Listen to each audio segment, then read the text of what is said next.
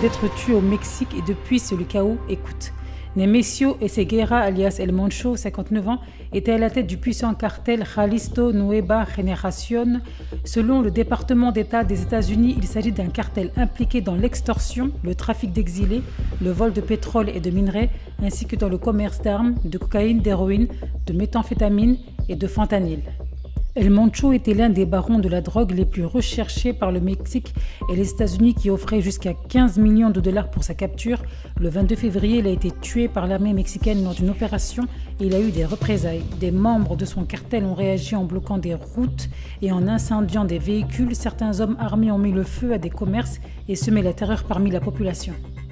Au moins 8 des 32 États mexicains ont suspendu ce 23 février les cours en présentiel et le pouvoir judiciaire a autorisé les juges à maintenir les tribunaux fermés. Certains vols ont été annulés et plusieurs avions déjà en direction du Mexique ont été contraints de faire demi-tour, selon plusieurs compagnies aériennes. La présidente du pays, Claudia Sheinbaum, a déclaré sur X « Nous devons rester informés et calmes ».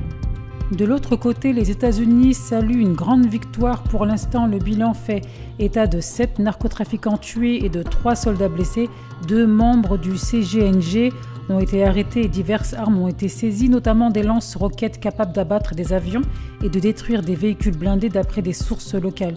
Pour rappel, les violences liées au cartel ont fait plus de 450 000 morts et plus de 100 000 disparus depuis 2006 au Mexique selon les chiffres officiels.